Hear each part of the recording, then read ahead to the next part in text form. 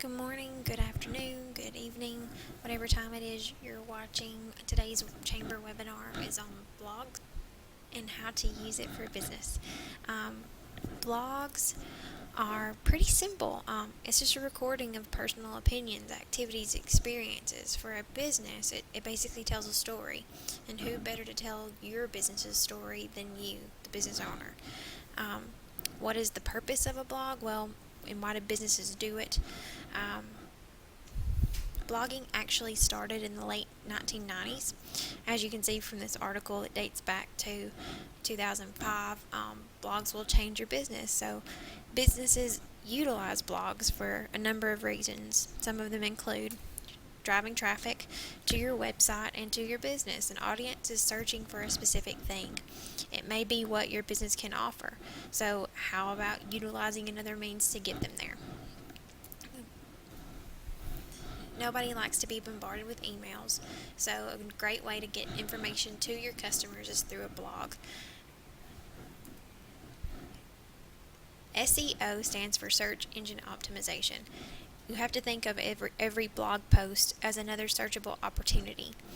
The biggest way to market your business these days is through word of mouth marketing. A blog is shareable. It's a way to get traffic to your website by people talking about it and sharing it to their Facebook, Twitter, whatever. But most of all of these things bring customers. These leads created by blogs will bring them to a call of action, basically to do business with you. Make them regard you as an expert. Blogging is a way to establish your voice. It's a way to establish your brand. You're giving information, you're giving insight, answering questions, providing behind-the-scenes details to your customers, letting them know what it is that you're an expert at. So, how to blog? How do you get started? There's a lot of great websites. Some of them are Blogger and WordPress. The Chamber uses WordPress, but many people use Blogger because Blogger is actually owned by Google. So that means if you have a Gmail account, you can actually sync your Blogger account to your Google account so you don't have to have another password. But what do you do when you start a blog?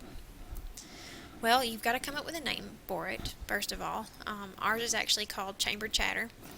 But you've got to establish a goal. What are you doing the blog for? What do you want the audience to gain from the blog?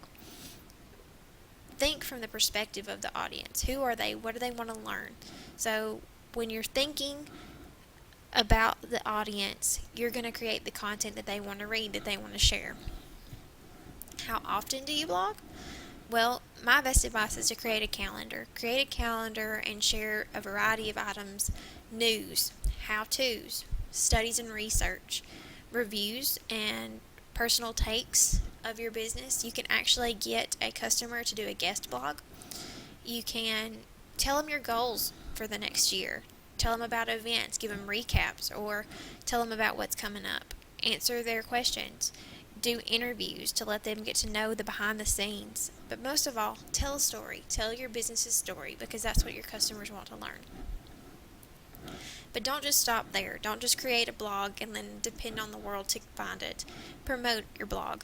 Share it to your Facebook. Share it to your Twitter. Let people know that you're blogging. Then you can go and measure analytics. What's bringing people to the blog? Do they get it through Facebook? Do they get it through Google? Do they find it on my Twitter page? You can find out what means work best, but it's going to take trial and error. So, there are 240 million blogs on the internet. How do you stand out? Well, there's 379 million people viewing blogs every day, and 25 billion pages of blogs are viewed. So create content that they're going to be looking for. 60% of bloggers feel more positive after reading a blog about a business. 61% make a purchase based on a blog. 70% learn more through blogs than they do through commercials and ads. 82% of customers actually enjoy reading the blogs. So, starting with best practices. Who's doing it well and what can you learn from them? Twitter has a blog. Yes, they own Twitter, so of course they're engaged in social media, but they too saw the power of a blog. What do they do on a blog? They may tell customers updates about changes, what's trending, hot topics. they figure out what's popular for that time and post based on that. They also post when people are going to read it. Do people read their blogs more at night? Do they read theirs more during the morning? And that's something that you'll need to look at.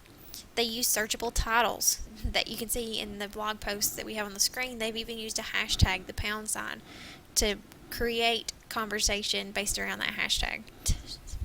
Twitter actually shares their blog to their Twitter account. Who else is doing it? Locally, we have Java Jolt. Java Jolt actually uses WordPress to also power their website. Their website's javajoltcoffeehouse.wordpress.com. You can get on there and look at their menu, look at photos and things like that. But they do a great job with their blog because they utilize pictures. And pictures are worth 1,000 words. And if you look at these pictures on the screen and your mouth doesn't water, something's wrong with you. No. They paint a picture in the reader's mind of what their food's like. They can literally see, and it may make their stomach growl, may make them hungry, may make them want to go to Java Jolt right now. But their pictures tell stories, or the content that they use tells stories. Like you can see in the excerpt at the bottom of the screen, they did a story on the Christmas parade in Jacksonville. They did a story one time on a recipe, why they use the recipe that they do. But they also do spotlights on customers, on their staff, because blogging is a way to get to know the business. You get to know people who do business with them. You also get to know the people that are running the business. So it provides them behind the scenes content. Like I said, we call our blog Chamber Chatter. We tell stories about our members, about events, about things that are happening with the chamber, and we use it as a means to keep our members informed. It's just another outlet for us to utilize to capture things more in depth. Instead of the straight to the point tweets that are 150 characters, you've got a paragraph or two that you can use to paint a picture in someone's mind, to let them know what they missed out on or what they could take advantage of. So, thank you for watching today. Hope you learned a lot, but if you have any questions, don't hesitate to call the chamber.